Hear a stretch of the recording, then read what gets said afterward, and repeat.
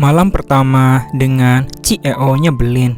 Episode 49. Cerita bersambung. Theo. Lelaki yang bernama Theo itu berlari tergesa menghampiri Safi. Bisa dilihat saat ini Safi tengah menatapnya tajam disertai geraman marah. Aura tuanya sangat kuat. Theo yang notabene memiliki badan besar saja sangat takut melihat Safi seperti itu. "Ada apa, Tuan?" ucap Theo saat sudah berada di depan Safi. Safi menatap tajam anak buahnya. "Di mana istriku?" Theo mengerutkan dahi bingung. "Nona, saya tidak melihat keberadaan Nona sedari tadi." "Maaf, bukankah Nona bersama Tuan?" tanya Theo berhati-hati. "Kalau Siva bersama saya, tidak mungkin saya bertanya kepadamu," bentak Safi. "Maaf Tuan, tapi memang saya tidak melihat Nona sedari tadi. Saya juga berjaga di depan gerbang. Saya tidak melihat Nona pergi." Memang sedari tadi ia berjaga di depan gerbang dan tidak melihat Nona mudanya keluar. "Bagaimana mungkin istriku pergi tanpa melewati gerbang?" tanya Safi tak percaya. "Cepat panggil yang lain untuk mencari keberadaan Nona," perintah Safi mutlak. Theo yang menjadi ketua dari bodyguard yang lain mulai menjalankan tugasnya. Ia berlari sambil mengabari seraya mengaktifkan earphone di telinga guna memberitahu rekannya agar cepat bergerak mencari keberadaan Nona mereka. "Kemana kamu sayang?" teriak Safi frustasi. Ia dengan cepat memasuki mobilnya dan melaju untuk mencari keberadaan istrinya. Tak lupa mengabari Aska dan Bimo untuk membantu mencari keberadaan Siva. Selanjutnya, di lain sisi, seorang perempuan mengeluh merasa sakit di sekujur tubuhnya dengan keadaan kaki dan tangan terikat. Ia bergerak berusaha melepas tali yang meliliti tubuhnya. Siva, perempuan itu adalah Siva. Saat pagi tadi ia merasa haus dengan ingin mengambil air putih di bawah. Namun tiba-tiba seorang menutup mulutnya dengan sebuah kain yang berisi obat bius. Saat sadar, ia terkejut mendapati dirinya dalam keadaan terikat di sini, di sebuah ruangan kosong. "Siapa yang melakukan ini?" liris Siva menahan sakit. Pintu ruangan terbuka menampilkan seorang laki-laki membawa nampan makanan. "Makan," perintahnya. Siva menggeleng. "Aku tidak akan memakan makanan yang kau bawa," tegasnya. Laki-laki itu mendekat dan mencengkram dagu Siva kuat membuat Siva memaki kesakitan. Tubuhnya benar-benar lemas. Ia berusaha melepaskan cengkeraman laki-laki di hadapannya, walau mustahil. "Jangan pernah membantah jika kau masih ingin hidup sedikit lebih lama. Kau tentu tidak mau jika meninggal sebelum waktunya, bukan?" Siva berdesih. "Aku lebih baik mati daripada berada di tempat sialan ini." Laki-laki itu semakin mengeraskan cengkeraman di dagu Siva, menimbulkan tanda merah di sana. Matanya menatap Siva dengan kesal. "Jangan pernah memancing emosiku jika kau masih ingin bertemu suamimu. Atau kau mau melihat kami membunuhnya di depan matamu?" "Nona manis," laki-laki itu terkekeh setelah berucap. Ia menghempaskan dagu Siva dengan kasar sebelum melangkah pergi, meninggalkan Siva sendirian. "Kau belum tahu sedang berhadapan dengan siapa, bodoh," desis Siva. Tak lama setelahnya kepergian laki-laki itu, seorang kembali masuk namun jumlah mereka lebih banyak lagi. Siva yang sedang menunduk segera mengangkat kepala melihat siapa gerangan mereka. Ia berdesir seraya tersenyum menyeringai menatap orang-orang di depannya. "Ah, rupanya kalian. Selamat datang di tempat kematianmu, Gwen," ujar Edward terkekeh. Pelan. "Senang bertemu denganmu, Tuan Edward." Siva membalas ucapan Edward dengan tenang tanpa raut ketakutan sedikit pun. Ia tampak tenang memandang wajah pria-pria di depannya. "Bagaimana dengan hubungan Anda dengan Alan?" "Ah, maafkan aku. Pasti dia sekarang sangat membencimu." "Bukan begitu, Tuan. Jaga ucapanmu, gadis bodoh. Jangan memancingku untuk membunuhmu lebih cepat," ujar Edward berapi-api. "Bunuh saja aku jika kau bisa. Lagi pula aku tidak yakin dengan apa yang kau katakan barusan. Membunuh aku sama saja dengan mempercepat kematianmu." Siva tersenyum sinis memandang pria di depannya. Raut wajahnya tidak memperlihatkan rasa takut. Kurang ajar. Edward berjalan mendekat bersiap menampar Shiva, namun ponselnya berbunyi membuat pria itu mengurung niatnya dan berjalan keluar. Shiva merasa lega, dalam hatinya merapalkan doa agar pertolongan segera datang. Perutnya terasa mual, kepalanya pusing. Shiva takut terjadi apa-apa dengan calon bayinya dan Safi. Kalau kakak nggak nemu keadaan aku, berarti dia pelupa. Bukankah cincin pernikahan kita terdapat GPS? Gumam Shiva pelan, sesekali meringis merasakan nyeri di perutnya. Shiva berusaha tenang menunggu kedatangan Safi dan keluarganya. Mereka saat ini pasti sedang panik mencari keberadaan Shiva. Mengingat itu Shiva terkekeh geli membayangkan raut panik wajah Safi dan Aska. Bukannya merasa takut, tapi justru ia tersenyum merasa penculikan ini adalah seperti acara drama. Coba katakan apakah ini seperti perempuan yang gila. Brak. Pintu kembali dibuka dengan kasar. Edward kembali masuk, namun dia tidak sendiri. Edward masuk dengan 10 pria berbadan besar, tak lupa tato bergambar kepala abstrak di lengan mereka masing-masing. Entahlah, Shiva merasa tato itu memiliki arti lain. Aku kembali, Nona. Edward menatap Shiva dengan pandangan menyeringai. Pria itu berjalan dengan angkuhnya menghampiri Shiva. Sudah siap menemui kematianmu, atau kau mau Safi mati terlebih dahulu? Kau bisa memilih salah satu, Nona manis. Edward tertawa. Tawanya terdengar menyeramkan. Cih, perutku terasa mual mendengar bualan busukmu itu, Paman. Edward tidak marah. Ia lebih mendekati Shiva, tubuhnya menunduk memandang perempuan yang tidak ada takutnya padanya, walau nyawanya terancam. Aku suka wanita pemberani sepertimu. Kurasa kau sedang mengandung. Bukankah itu lebih bagus? Jika kau mati, bayi itu juga akan mati. Dan kau akan melihat seberapa hancurnya keluargamu nanti. Edward berucap sebari tertawa bahagia. Ia sudah tidak sabar untuk melihat kehancuran dua keluarga yang dia benci. Persetan dengan Safi dan Shiva adalah sahabat baik Alan. Edward, gawat. Seseorang pria parubaya masuk diikuti laki-laki seusia Safi di belakangnya. Edward menggerutkan dahi bingung. Ia menaikkan alis seolah bertanya hal yang membuat Oscar datang kemari. Semua berkas penting kita hilang, termasuk data orang tua kandung Alan. Dek. Pandangan Edward beralih menatap Shiva. Ia mencengkram kuat dagu gadis itu. Katakan dengan jujur, kau adalah dibalik hilangnya berkasku, bukan? Tatapan Edward menajam saat tak mendapatkan respon dari apapun dari perempuan di bawahnya. Siapkan ruang eksekusi. Dan kau, Nona, siapkan kata-kata terakhir sebelum kematian menjemputmu. Edward kemudian pergi meninggalkan ruangan itu diikuti pengikutnya. Sekarang hanya tersisa Shiva yang menatap jengah kepergian mereka. Sangat membosankan, ucapnya. Mobil-mobil mewah melaju kencang membelah padatnya jalanan. Mereka adalah Safi dan keempat temannya. Setelah mendapatkan titik keberadaan Shiva, mereka segera menuju ke sana, tak lupa membawa anak buah Safi untuk membantu menyelamatkan Shiva. Di dalam mobil Safi, laki-laki itu semakin menambah laju mobil saat mendapatkan kabar bahwa yang menculik Shiva adalah Edward, ayah dari Alan. Kita berpencar, gue dan Aska akan masuk lewat pintu depan. Lo, Alan dan anak buah yang lain masuk lewat belakang, ucap Safi setelah menekan earphone di telinganya, alat yang memudahkan mereka berkomunikasi. Laksanakan, siap bos. Di perempatan jalan, mobil mereka berpencar. Dua mobil milik Safi dan Aska melaju bersampingan menuju tempat Edward menyekap Shiva. Jalanan menanjak dengan pencahayaan yang minim, tak mereka hiraukan. Saat ini keselamatan Shiva adalah poin pertama mereka.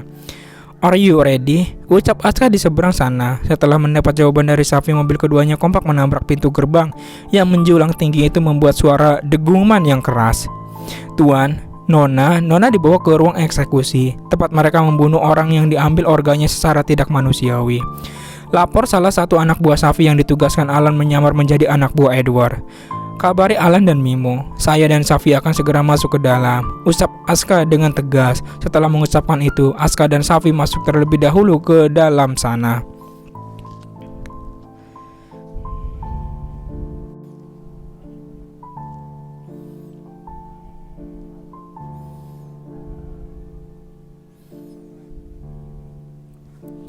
Malam pertama dengan CEO-nya Belin, episode 50, cerita bersambung. Derap langkah kaki berjalan mengendap memasuki kawasan markas besar yang berwarna gelap serba hitam. Mereka adalah Safi dan Aska. Setelah menabrak gerbang menjulang tinggi itu, ternyata markas besar Edward tidak langsung mereka jumpai. Keduanya masih harus berjalan sekitar 20 menit agar sampai di markas besar Edward. Melewati rimbunnya pepohonan dan suara burung gagak yang menemani perjalanan mereka. Akhirnya, sebuah mansion tua yang terletak di dalam hutan ada di hadapan keduanya. Mansion itu tampak menyeramkan, terlebih kabut yang menambah kesan horor. Safi dan Aska sama-sama terdiam menatap mansion yang sedikit tidak asing di mata keduanya. Bukankah mereka sangat pintar mencari markas yang tepat untuk mengelabui musuh mereka? Aska menatap ke arah Safi yang kini menatapnya balik. Dia memang pintar mengelabui yang lain, tapi tidak untuk kita. Safi melihat sekitarnya, ia mengamati baik-baik tempat ini. Bagaimana cara agar kita bisa masuk? Tanya Safi kepada Aska. Aska mendengus. Ia kira Safi sudah tahu cara agar mereka berdua bisa masuk ke dalam. Ternyata laki-laki itu sama sepertinya, tidak tahu apa-apa. Gue juga nggak tahu, Vi, sahut Aska sambil menggaruk tengkuknya yang tidak gatal. Ikut gue. Safi melangkah mengendap, matanya menajam melihat pria berbadan besar berjaga mengelilingi mansion itu. Safi kemudian melangkah ke sisi samping menyadari bahwa tidak ada yang berjaga di sana. Hap! Kedua laki-laki ini berhasil melompat ke dalam dengan memanjat tembok besar yang membentengi mansion tua itu. Gila, untung gak patah kaki gue lompat dari tembok ini. Mana tinggi banget. Gumam Aska menatap tembok kokoh yang menjulang tinggi di hadapannya. Gak usah banyak bicara, jangan sampai mereka menyadari keberadaan kita, tegur Safi. Mereka berdua kembali melangkah mencari pintu masuk dan berusaha agar kedatangan mereka tidak diketahui para penjaga-penjaga itu. Siapa kalian? Suara bass terdengar menghentikan langkah Safi dan Aska. Keduanya kompak berbalik dan terkejut menatap kedua orang laki-laki berbadan besar dengan mengacungkan senjata tajam ke arah Safi dan Aska. Kau tidak perlu tahu siapa kami, balas Safi dengan tenang. Pergi, jika kau tak mau habis di tangan kami, ucap laki-laki itu lagi. Safi langsung menerjang laki-laki yang berbicara tadi. Aska ikut menyerang teman dari orang itu yang ingin memukul Safi dari belakang. Pertarungan keduanya sangat sengit. Suara pukulan terdengar keras mengundang para penjaga lainnya. Pukulan mengenai wajah Aska saat laki-laki itu lengah karena melihat Safi yang tersungkur. Beruntungnya setelah itu anak buah Safi datang dan membantu mereka berdua menghabisi dua tikus bodoh ini. Tuan, biar kami yang mengurus mereka. Tuan dan Safi dan Tuan Bimo silakan masuk dan cari keberadaan Nona. Nona saat ini berada di ruang eksekusi bawah tanah, ucap Theo kemudian membantu rekannya menghabisi penjaga yang menghalangi mereka. Safi dan Aska mengangguk, kemudian bergegas masuk ke dalam. Keduanya beralih mencari letak jalan menuju ruang bawah tanah. Mansion ini sangat luas dan memiliki banyak tipuan membuat Safi beberapa kali berdecak kesal karena salah jalur. Vi, lewat sini, tunjuk Aska ke arah pintu yang sudah dibuka memperlihatkan tangga menuju ke bawah. Semoga saja tangga ini adalah tangga menuju ruang bawah tanah tempat eksekusi yang dimaksud anak buah Safi. Saat berada di pertengahan tangga, Safi dan Aska kompak menutup hidung saat bau anyir darah masuk di penciuman mereka. Pencahayaan yang minim membuat mereka tidak bisa melihat dengan jelas jalan-jalan dan keadaan sekitar mereka. Hati-hati, gue dengar suara seseorang, bisik Aska. Safi mengangguk patuh. Kemudian mereka kembali melanjutkan perjalanan menuruni tangga dan menyusuri lorong panjang yang mungkin membawa mereka ke suatu ruangan. Beberapa kali Aska ingin memuntahkan isi perutnya saat bau anyir darah semakin menusuk hidungnya. Brak, Safi membanting dua orang sekaligus saat menghalangi jalan mereka. Nafasnya terengah-engah menatap ke penjuru arah memastikan keberadaan penjaga yang lain. Buk, Aska menendang perut seseorang yang mencekiknya dari belakang. Puluhan orang berbadan besar kini mengelilingi keduanya. Safi dan Aska saling memunggungi seraya berputar di tempat menatap orang-orang itu satu persatu. Beraninya kok keroyokan, desis Aska. Bacot, serang mereka, ucap salah satu dari pria berbadan besar. Perkelahian pun terjadi dengan sengit. Safi dan Aska sama sekali tidak menunjukkan ekspresi ketakutan, padahal orang yang mereka lawan sangat banyak. Safi melawan dengan menusuk bahu lawannya dengan belati yang dia sembunyikan di saku celana jeansnya. Sedangkan Aska laki-laki itu tampak sangat santai menumbangkan lawannya dengan senjata yang dia bawa. Segitu doang kemampuan kalian, Aska berdecis dengan nafas terengah. Tangan Aska menekan earphone yang dia kenakan yang tersambung dengan anak buah Safi, tentunya dengan Alan dan Bimo juga. Saat ini waktu yang tepat untuk mereka menyusul masuk ke dalam. Bantu gue habisin tikus-tikus ini. Buk. Sebuah pukulan mendarat di wajahnya. Sudut bibir Aska robek hingga mengeluarkan darah. Ia tak meringis sama sekali. Justru Aska membalas dengan menusuk perut laki-laki yang memukulnya tadi. Tak lama, Alan dan Bimo datang diikuti anak buah Safi di belakangnya. Semua semakin ricuh. Lantai basah dengan darah, teriakan kesakitan terdengar nyaring saat Safi menancapkan belati tepat di jantung salah satu dari penjaga itu.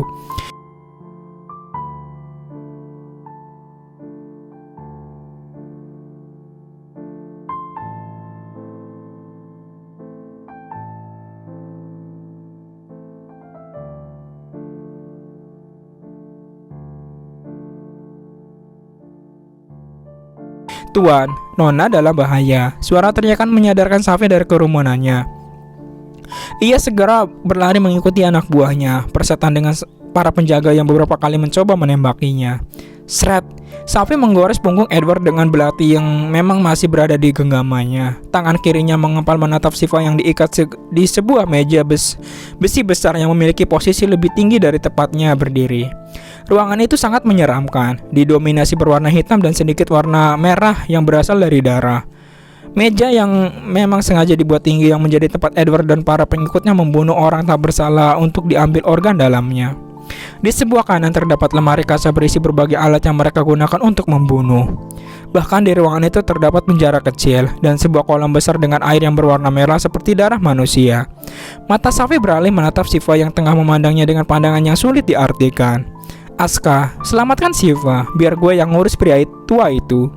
Perintah Safi emosi. Hari ini kematian akan menghampirimu, Tuan Edward. Gertak Safi. Buk. Safi membanting tubuh Edward ke tembok membuat pria itu meringis. Edward berusaha bangkit untuk keluar dari ruangan ini, namun Safi kembali membanting tubuh Edward menghantam kaca hingga pecah. Buk. Sampai kapan kau mau berbuat seperti ini? Karena kesalahpahaman di masa lalu, kau sampai ingin membunuh seorang perempuan yang tengah mengandung. Dia istriku, tak seorang pun akan kubiarkan menyentuhnya seujung kuku pun. Safi menatap nyalang Edward. Pria itu terlihat mengenaskan di bawah kakinya. Dari mana kau tahu tempat ini? Edward menatap Safi dengan pandangan menahan sakit di bahu yang terkena belati Safi. Pria itu bingung bagaimana cara Safi hingga bisa mengetahui markas besarnya. Padahal markas ini sangat jauh, berada di tengah hutan dan tertutupi rimbunan pepohonan.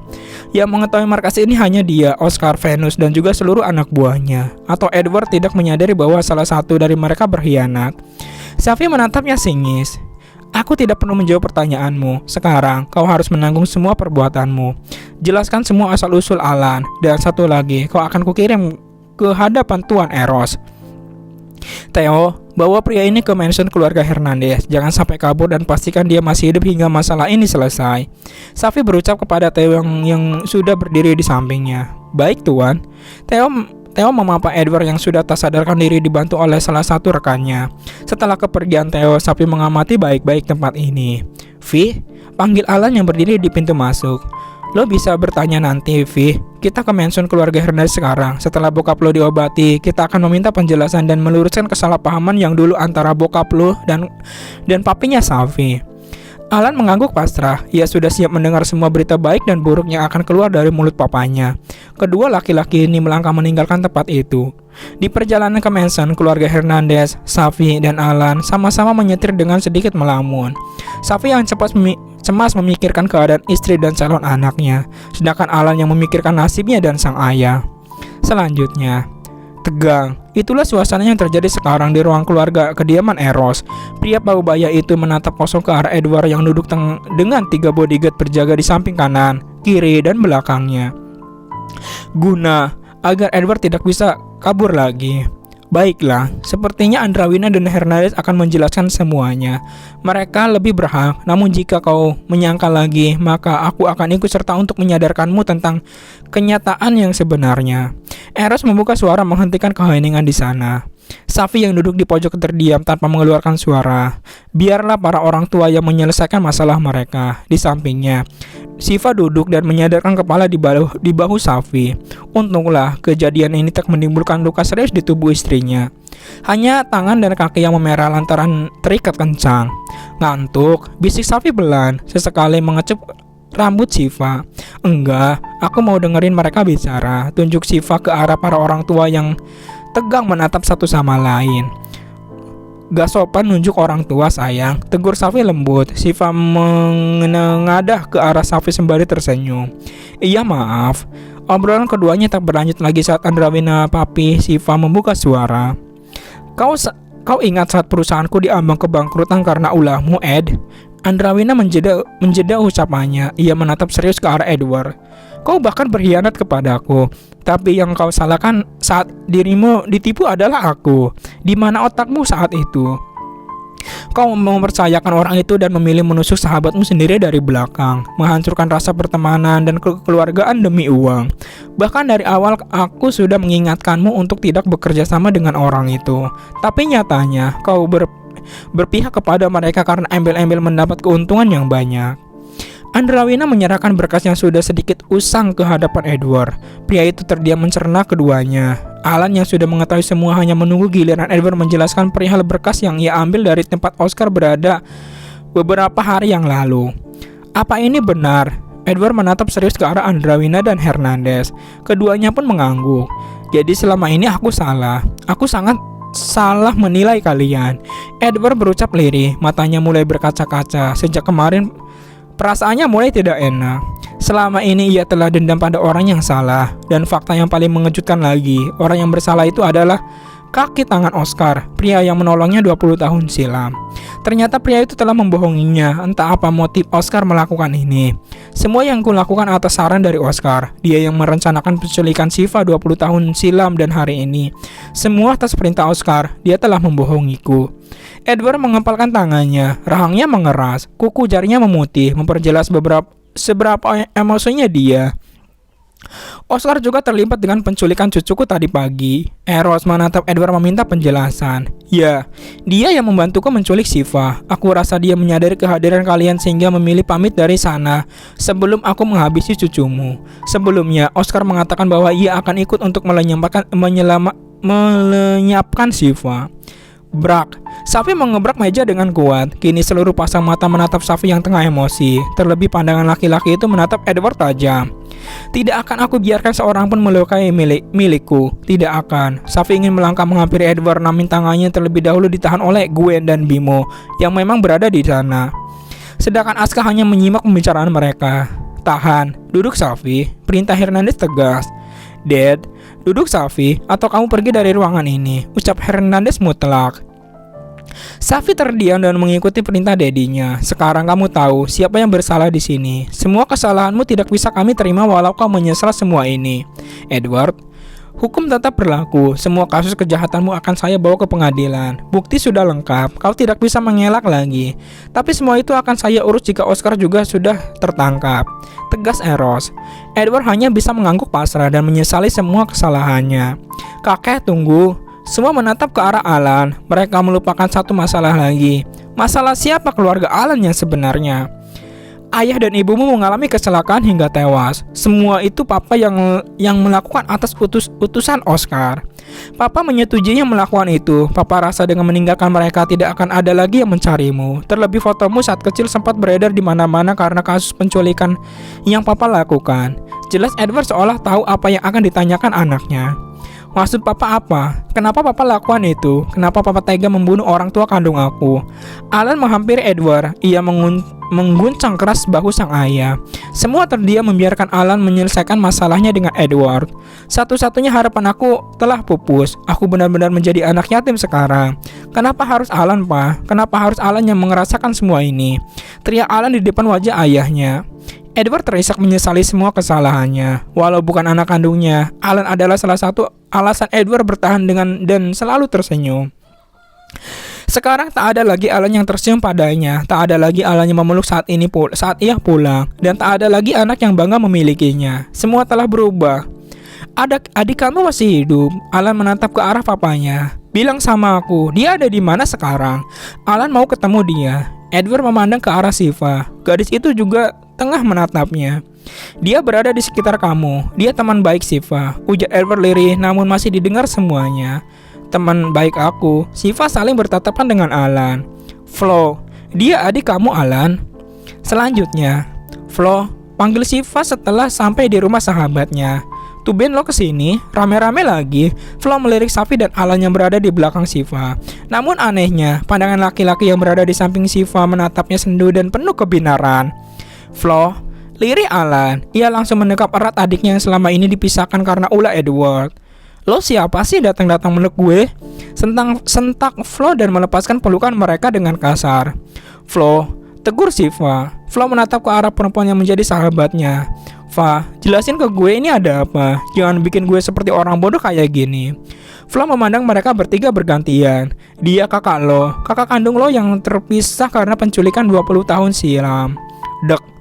Flo menggeleng seraya tersenyum tipis. "Gak usah aneh, Fa. Kakak gue udah meninggal," kata mama. Alan menunduk mendengar ucapan adiknya. "Ini kakak, aku kakak kamu. Kita saudara kandung, Flo.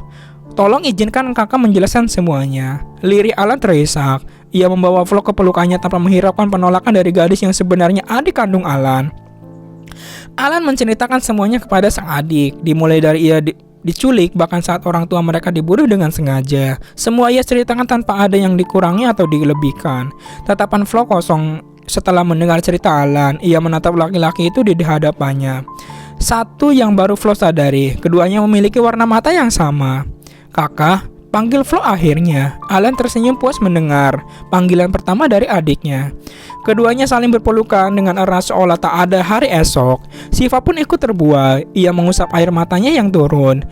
Dipeluknya Safi dengan erat menumpahkan tangisannya. Shiva senang, setidaknya Flo sekarang tidak sendiri lagi.